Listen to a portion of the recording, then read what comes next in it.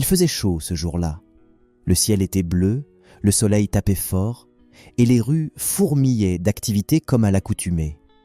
Dans sa grosse voiture climatisée, Cédric Kouamé, 65 ans, milliardaire discret mais redouté dans les milieux d'affaires, revenait d'une réunion importante à la Riviera. Coincé au feu rouge, il regardait distraitement à travers la vitre teintée, quand son regard fut attiré par un mouvement rapide, juste là, sur le trottoir.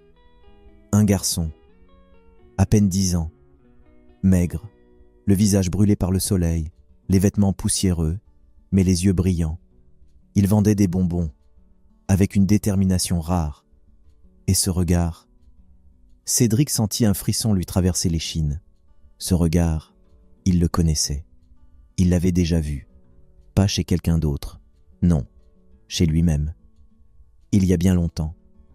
Quand lui aussi, petit garçon, vendait des cacahuètes dans les rues de Daloa pour aider sa mère à survivre. Le feu passa au vert. Les klaxons s'enchaînèrent derrière lui. Mais Cédric ne bougea pas. Il resta figé quelques secondes, comme hypnotisé. Il voulait comprendre, savoir qui était ce gamin et pourquoi son regard lui retournait l'âme. Finalement, il reprit la route, secoué, mais quelques pâtés de maisons plus loin, ce fut pire. Sur une petite ruelle, il vit le même garçon. Cette fois, il était entouré. 3 autres enfants plus âgés, plus costauds, le bousculaient, tentaient de lui arracher sa petite boîte de bonbons. Le garçon résistait, de toutes ses forces. Sans réfléchir, Cédric gara son véhicule en travers de la rue et sortit. « Hé, lâchez-le tout de suite !» Sa voix porta. Forte, féroce. Les agresseurs levèrent les yeux, figés. L'homme en face d'eux n'était pas n'importe qui. Costume sur mesure, prestance imposante, regard dur. Ils prirent la fuite. Le garçon resta au sol, tremblant, serrant sa boîte comme un trésor. Cédric s'approcha. Il s'agenouilla lentement, posant une main sur son épaule. « Ça va, mon garçon ?» Le petit le fixa, méfiant, puis hocha timidement la tête. « Oui, monsieur. Merci. Comment tu t'appelles ?»« Samuel. » Cédric sourit légèrement. Ce prénom lui fit quelque chose. Peut-être rien, ou peut-être que si. « Et ta maman ? Elle est où ? Et où habitez-vous ?» Le garçon hésita. Puis dans un souffle. « Elle est pas loin. On dort dehors. Elle vend des trucs parfois, mais on n'a pas de maison. » Un silence. Cédric sentit une boule se former dans sa gorge. Il connaissait cette réalité. Il en portait encore les cicatrices. Et ce garçon, ce petit, qui lui rappelait tant de choses, il ne pouvait pas le laisser comme ça. « Tu peux m'accompagner où se trouve ta mère ? Je vais vous aider. » Samuel hésita. Puis il monta dans la voiture. Il ne dit pas un mot. Cédric non plus. Le silence dans l'habitacle était lourd de souvenirs, douloureux, mais vivant. Ils roulèrent quelques minutes jusqu'à un marché de quartier, non loin du carrefour de l'Indénié. C'est là que la mère du garçon attendait, le regard inquiet, balayant les rues des yeux. Quand elle vit Samuel descendre d'une grosse voiture noire aux vitres teintées, elle accourut aussitôt, le cœur battant, les larmes aux yeux. « Mon fils, où tu étais ? Tu m'as fait peur !» Samuel la serra fort, soulagé. Puis il montra Cédric du doigt. « C'est lui, maman. Il m'a aidé. » La femme releva la tête. Et quand Cédric posa les yeux sur elle, quelque chose se brisa en lui. Elle n'était pas simplement une femme fatiguée par la vie. Il y avait dans ses traits quelque chose de familier, de troublant, de profondément humain. « Bonjour madame, je m'appelle Cédric Kouamé. Votre fils a eu un petit souci, mais rassurez-vous, tout va bien maintenant. » La femme le regarda, méfiante. Elle serra doucement son fils contre elle, puis murmura avec retenue. « Merci. Moi c'est Clarisse. Merci beaucoup, monsieur. » Cédric lui sourit avec bienveillance, puis ajouta calmement. « Votre fils m'a un peu parlé de vous, de ce que vous traversez en ce moment. » Il s'interrompit une seconde, observant Clarisse qui baissait les yeux. « Je sais que vous ne me connaissez pas, et que ça peut paraître étrange, mais j'aimerais vous tendre la main. Si vous le voulez bien, vous pourriez venir passer la nuit chez moi. » Ce n'est pas grand-chose, mais au moins, vous et votre fils aurez un endroit sûr et calme pour vous reposer ce soir. » Clarisse le fixa longuement, partagée entre méfiance et soulagement silencieux. « Pourquoi vous feriez ça ? Vous ne nous connaissez même pas, peut-être, mais je connais la vie et je sais ce que c'est que de dormir dehors avec un enfant. » Elle ne répondit pas tout de suite. Puis elle hocha lentement la tête. « D'accord, merci monsieur. » Ils montèrent dans la voiture avec Cédric. Le trajet jusqu'au domicile de Cédric se fit dans un silence étrange. Clarisse tenait la main de Samuel fermement, comme si elle craignait qu'on lui reprenne ce qu'elle n'avait même pas encore reçu. À l'arrière, malgré le confort, elle n'arrivait pas à se détendre. Elle ne comprenait pas ce que cet homme voulait. Pourquoi un inconnu, visiblement riche et respecté, prenait la peine de s'occuper d'eux? Et si ce n'était qu'un piège? Si c'était trop beau pour être vrai? Samuel, lui, avait le visage collé à la vitre, fasciné par tout ce qu'il voyait. Les avenues bien tracées, les maisons bien gardées, les voitures rutilantes. Ce monde-là, il le regardait d'habitude de loin. Maintenant, il y entrait, et il n'osait même pas respirer trop fort. Quand le portail du manoir s'ouvrit, Clarisse sentit son cœur s'emballer. La cour était immense. Un jardin entretenu avec soin, des fleurs de toutes les couleurs, un bâtiment principal au style colonial, majestueux. Elle n'avait jamais vu une telle maison de ses propres yeux. Cédric descendit le premier. Il fit signe à Clarisse et Samuel de le suivre. Elle sortit lentement, hésitante, tenant toujours la main de son fils. À l'entrée, 2 employés les attendaient, visiblement surpris. Un majordome mince au regard discret et une dame aux cheveux grisonnants, en pagne proprement attachée, qui tenait un plateau de rafraîchissement. « Voici Clarisse et Samuel », annonça calmement Cédric. « Ce sont mes invités pour la nuit. Faites en sorte qu'ils soient bien installés et qu'on leur prépare un repas chaud. » La dame hocha la tête sans répondre, mais Clarisse sentit immédiatement qu'il y avait de la curiosité dans les regards, peut-être même du jugement. Elle baissa les yeux. On les conduisit dans une grande chambre d'amis, avec un lit bien fait, des draps frais, une salle de bain attenante. Tout était impeccable, trop impeccable pour elle. Elle n'avait pas dormi dans un vrai lit depuis des années. « Je reviens bientôt », avait dit Cédric. « J'ai un déplacement à l'étranger pour 3 jours. Mais je vous laisse ici. Prenez ce temps pour souffler. Mon personnel est au courant. » Puis il les avait laissés, juste comme ça. Quand la porte se referma derrière lui, Clarisse resta figée au milieu de la pièce, sans oser s'asseoir. Elle regardait autour d'elle, mal à l'aise. Samuel, lui, s'était déjà installé sur le lit, souriant. « Maman, on dirait un hôtel 5 étoiles. » Elle hocha la tête, le cœur lourd. Elle ne savait pas quoi penser. Cette nuit-là, Clarisse dormit à peine. Le confort la dérangeait presque. Elle avait peur que ce ne soit qu'un rêve, ou qu'on vienne lui dire au milieu de la nuit de partir, que c'était une erreur, une blague, une illusion. Mais personne ne vint, et le matin arriva. Aux premières lueurs du jour, Clarisse était déjà debout. Elle entendait du mouvement dans la cuisine, au rez-de-chaussée. Elle hésita, puis prit son courage à 2 mains. Elle se lava rapidement, enfila la seule robe propre qu'elle possédait, et descendit. Dans la cuisine, 2 domestiques préparèrent le petit déjeuner. Quand elle entra, ils s'interrompirent, surpris. « Excusez-moi, je voulais juste savoir si je peux vous aider, » dit-elle humblement.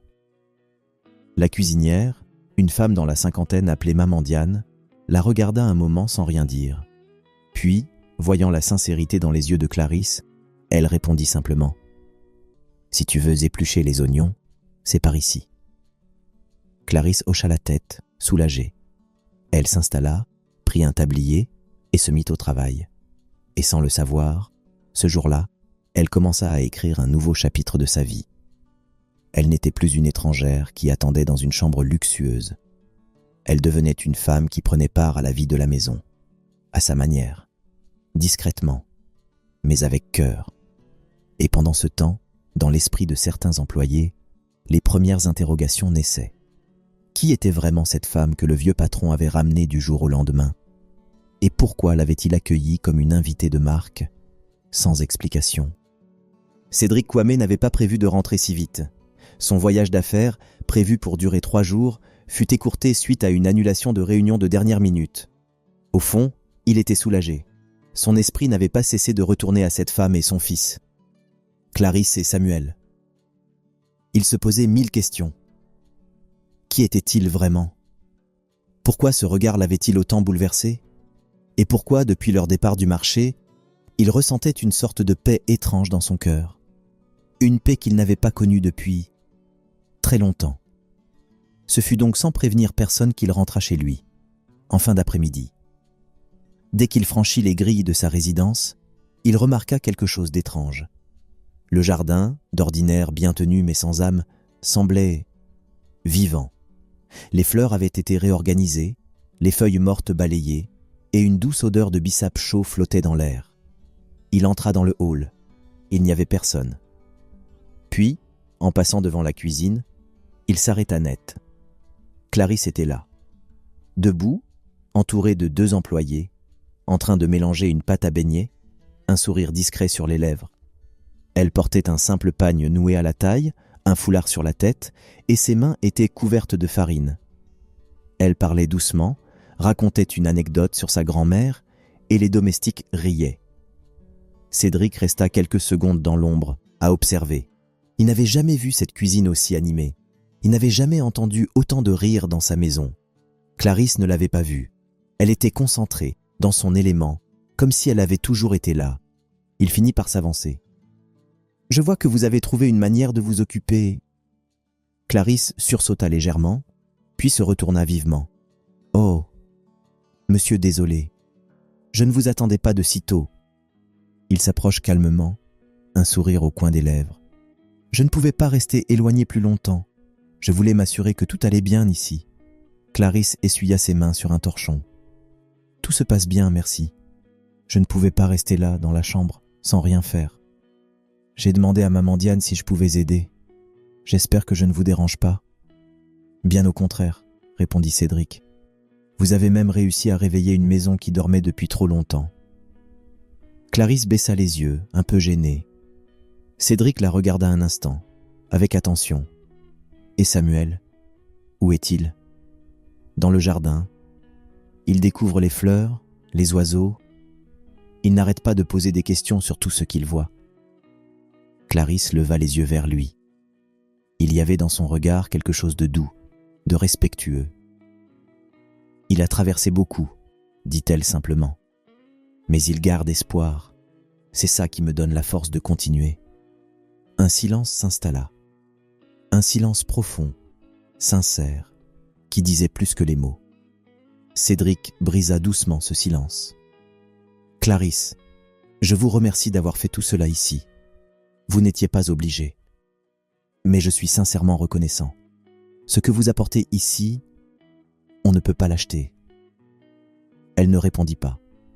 Elle baissa juste la tête. Mais au fond d'elle, elle ressentit une chose étrange. Elle n'était pas seulement tolérée ici. Elle était peut-être accueillie.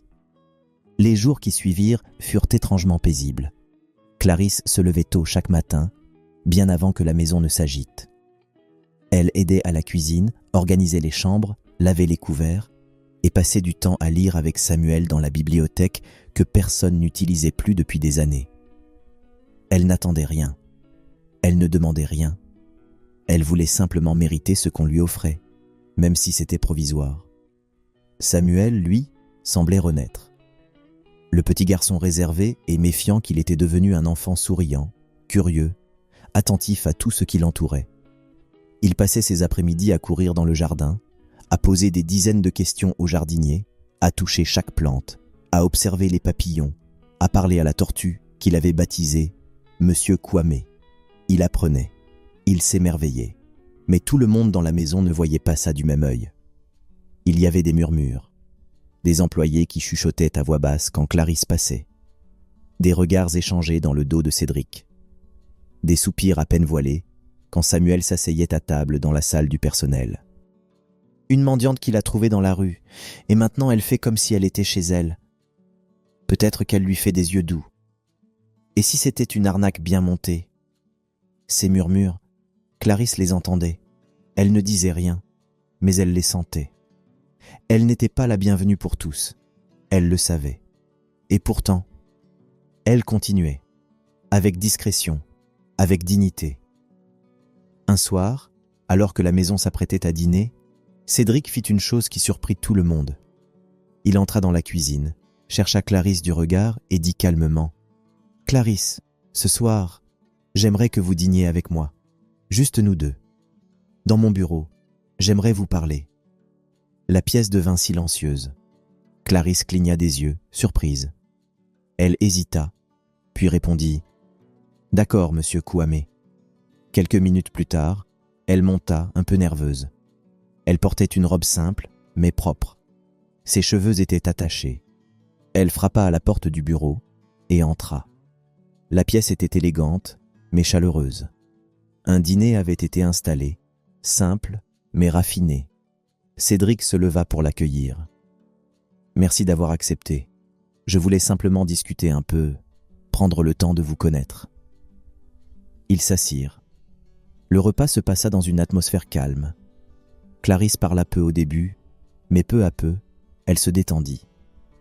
Elle raconta des choses sur sa vie, sans entrer dans les détails. Son enfance difficile, sa mère qu'elle avait perdue jeune, sa vie de combat, ses rêves oubliés. Et Samuel, c'est tout ce qu'il me reste. C'est pour lui que je tiens. Cédric l'écoutait sans l'interrompre. Il buvait ses paroles comme un homme assoiffé de sens. « Vous êtes une femme forte, Clarisse, » dit-il doucement. « Et votre fils est un garçon exceptionnel. Je suis content d'avoir croisé votre chemin. » Clarisse baissa les yeux, émue. « Vous ne savez pas ce que vos mots représentent pour moi. Je ne fais que dire la vérité. » Un long silence s'installa. Cédric se leva, se dirigea vers une vieille étagère où reposaient des photos. Il en prit une photo de lui, jeune, très jeune, tenant la main d'une femme au regard doux. Il la montra à Clarisse. « Ma mère, c'est elle qui m'a tout appris. Elle me disait toujours, si tu rencontres quelqu'un dans le besoin, ne regarde pas ses habits, regarde son cœur. » Clarisse le regarda. Et à cet instant, quelque chose de profond s'installa entre eux. Ce n'était pas encore de l'amour, mais c'était un lien, une reconnaissance, une chose rare, fragile, précieuse, une vérité silencieuse qui bientôt allait tout bouleverser. Le lendemain matin, l'atmosphère dans la maison avait changé. Clarisse ne comprenait pas pourquoi, mais elle sentait des regards plus lourds que d'habitude. Des silences soudains quand elle entrait dans une pièce, une tension sourde. Même maman Diane, habituellement souriante, semblait aujourd'hui un peu distante. Elle comprit très vite pourquoi. En fin de matinée, une voiture luxueuse aux vitres fumées franchit le portail de la résidence. Une femme en descendit avec élégance et autorité.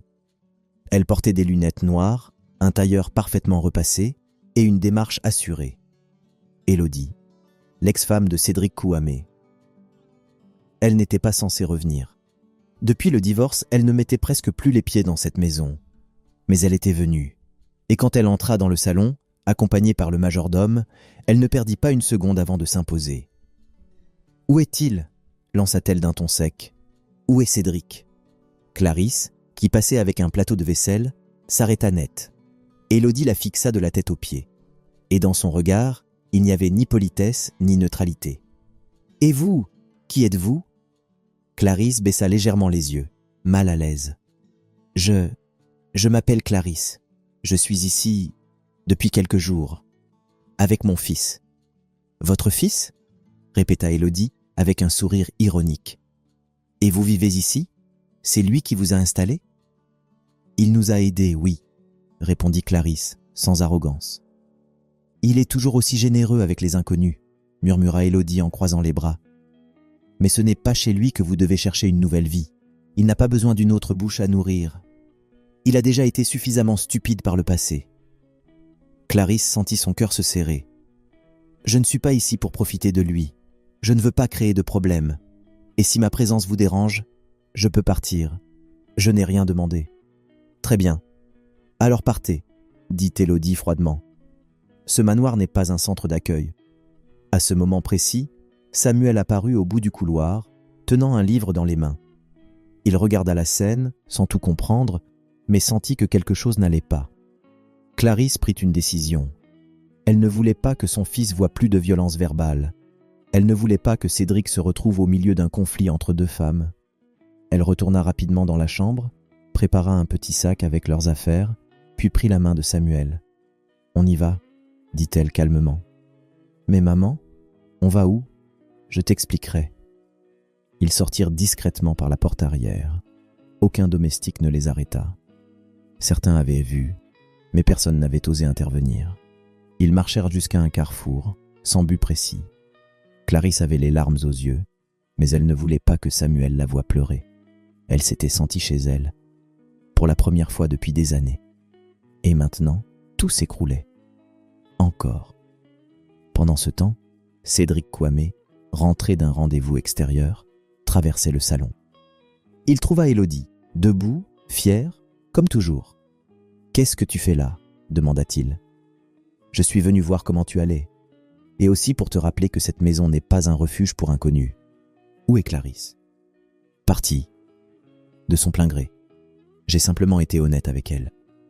Tu ne vas pas lui offrir la maison non plus, j'espère. » Cédric la fixa, sans répondre. Puis il monta les escaliers 4 à 4, ouvrit la porte de la chambre d'amis. Vide. Il descendit en courant, interrogea les employés. Personne ne savait exactement où elle était allée. Mais une chose était sûre, elle n'était plus là. Et dans le cœur de Cédric, un vide immense venait de s'installer. Le soleil avait déjà commencé à descendre lentement derrière les toits de la ville, et la chaleur laissait place à une brise plus fraîche. Clarisse marchait sans direction précise. Elle serrait la main de Samuel, comme si elle tenait sa dernière certitude. Ses pas l'avaient menée dans des rues qu'elle ne connaissait pas, des coins où elle ne voyait que des visages pressés, indifférents. Les gens passaient à côté d'eux sans les voir, comme si elle et son fils étaient invisibles.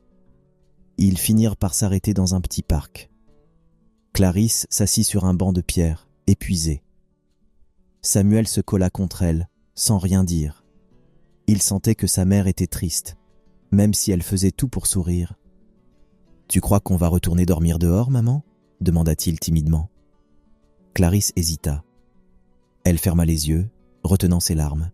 « Je ne sais pas encore, mon fils, mais tant qu'on est ensemble, on y arrivera. » Samuel hocha la tête. Il avait froid, et faim aussi, mais il n'osa rien dire de plus.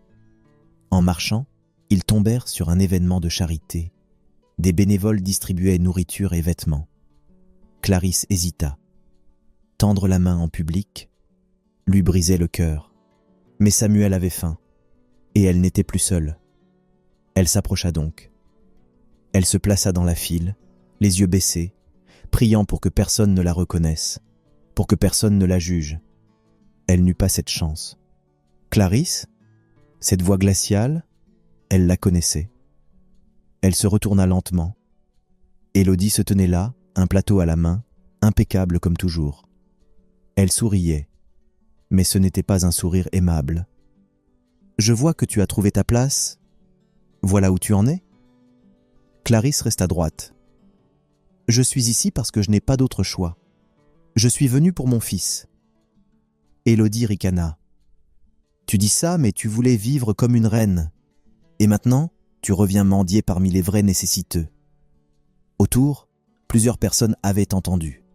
Certains murmuraient. D'autres regardaient Clarisse avec pitié. Elle sentit la honte l'envahir, le rouge lui montait aux joues. Mais elle resta digne. « Je ne m'en dis pas. Je fais ce que je peux pour survivre. Et pour lui. »« J'espère que Cédric a ouvert les yeux, » dit Élodie en s'éloignant. « Tu ne peux pas cacher qui tu es bien longtemps. » Clarisse quitta la file, refusant de recevoir la nourriture. Trop humiliée. Elle marcha rapidement, tenant la main de Samuel. Ils passèrent la nuit assis contre un mur, à côté d'un vieux magasin fermé. Elle veilla toute la nuit. Samuel dormit dans ses bras. Elle ne dormait plus depuis longtemps, en vérité. Le matin suivant, elle reprit la route avec lui, toujours sans but. Pendant ce temps, Cédric Kouamé avait tout tenté pour la retrouver. Il avait appelé des contacts, interrogé les employés, envoyé même des gens chercher aux alentours du marché où il les avait rencontrés. Il ne dormait presque pas. Chaque minute passée loin d'eux lui rappelait à quel point leur absence avait laissé un vide. C'était au hasard d'un déplacement en voiture qu'il les vit enfin, assis à même le sol, sur le trottoir. Clarisse tenait Samuel dans ses bras. Elle avait l'air éteinte, fatiguée, brisée. Cédric descendit de la voiture comme un homme qui court après quelque chose de vital. « Clarisse !» Elle releva la tête, surprise. Samuel ouvrit les yeux. « Monsieur Kouamé !» balbutia-t-elle. Il s'approche, le regard chargé d'émotion. « Pourquoi êtes-vous parti comme ça ? Vous auriez dû m'en parler. Je ne voulais pas vous créer de problème. Votre ex-femme était claire. Je n'ai pas ma place chez vous. » Cédric secoua la tête, la voix tremblante. « Ce manoir, c'est ma maison. Et j'y fais entrer qui je veux. Clarisse, je veux que vous reveniez, tous les deux. » Samuel se leva doucement, les yeux remplis d'espoir.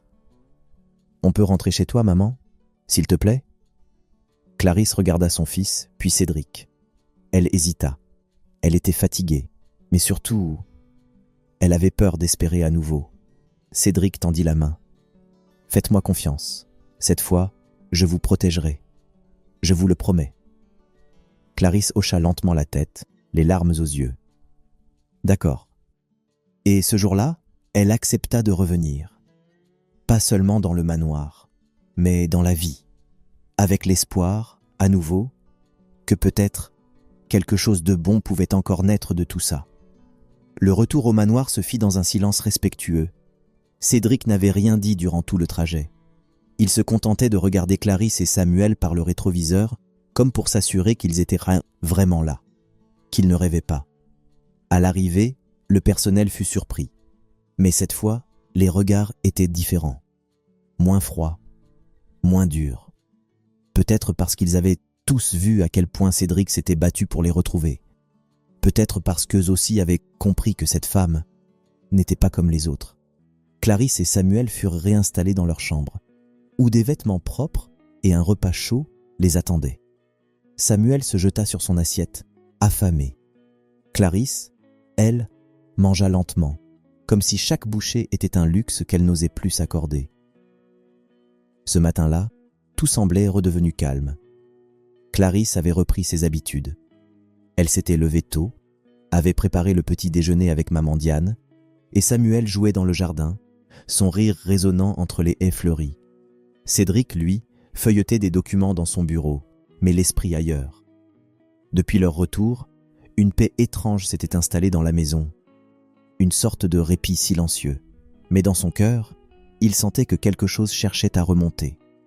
Un souvenir, un visage, un doute.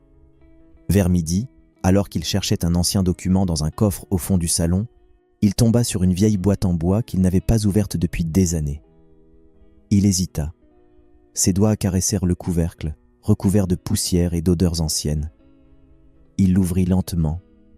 À l'intérieur, il y avait des papiers jaunis, quelques lettres de jeunesse et une enveloppe, froissée, fanée, avec un nom écrit dessus, à l'encre presque effacée, Élise.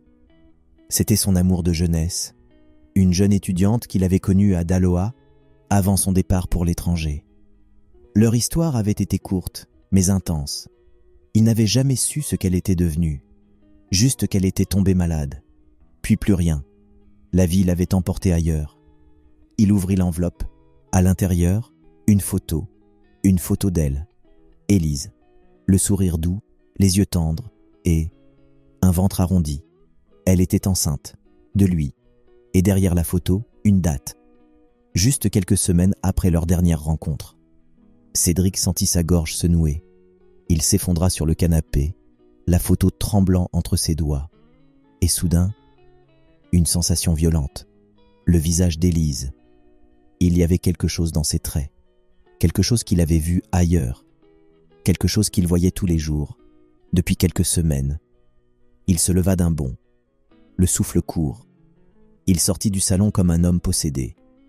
Il traversa le couloir, gravit les escaliers 4 à 4 et se dirigea vers la chambre d'amis. La porte était entr'ouverte. Clarisse était là, assise au bord du lit, en train de recoudre un petit vêtement de Samuel. Le silence dans la pièce était doux, paisible. Mais quand elle leva la tête et vit Cédric entrer, son visage se figea. « Monsieur Kwame, vous allez bien ?» Il ne répondit pas tout de suite. Il s'avança lentement, tenant la photo dans la main. « Clarisse, puis-je vous poser une question un peu étrange ?» Elle hocha la tête, un peu inquiète. « Avez-vous connu votre père ?» demanda-t-il, la voix tremblante. Elle sembla surprise. « Non, ma mère ne m'en a jamais parlé. Elle m'a élevé seule. Elle est morte quand j'avais 17 ans. J'ai juste son nom. Et quelques souvenirs. » Cédric s'approcha. Il s'agenouilla lentement devant elle. « Votre mère ? Elle s'appelait comment ? Élise ? Élise Zadi. » Le monde s'arrêta. Cédric sentit une décharge électrique lui traverser le dos. Il sortit la photo, la tendit à Clarisse. « Est-ce que c'est elle ?» Clarisse prit le cliché, le regarda, et ses mains se mirent à trembler. « Oui, c'est elle. C'est ma mère. Mais comment vous l'avez ?» Elle n'eut pas le temps de finir. Cédric leva lentement les yeux vers elle, et ce fut là qu'il la vit. La cicatrice, petite, discrète, sur la clavicule gauche, exactement comme celle qu'avait Élise. Une marque qu'il connaissait, qu'il avait embrassée, qu'il n'avait jamais oubliée. Il recula d'un pas, les yeux embués. « Ce n'est pas possible. » Clarisse, bouleversée, se leva. « Qu'est-ce que ça veut dire ?» Il tenta de parler, mais sa voix se brisa. Il marcha jusqu'à la fenêtre, pris d'un vertige. Il s'appuya sur le rebord, le souffle court, le cœur prêt à éclater. Puis, lentement, il se retourna et dit d'une voix déchirée : « Clarisse, tu es ma fille. » Elle resta figée. Les mots résonnèrent dans la pièce comme une onde de choc. « Que... quoi ?»« Ta mère, Élise, c'était la femme que j'aimais. Elle était enceinte de moi quand nous nous sommes séparés. Je ne le savais pas. Elle ne m'a jamais rien dit. Et aujourd'hui, je te retrouve, toi, ma fille, dans la rue, avec ton fils, sans rien, alors que tu es mon sang. » Clarisse recula, comme frappée en plein cœur. « Non, non, ce n'est pas possible. » Elle regardait la photo, puis la cicatrice, puis les larmes dans les yeux de Cédric.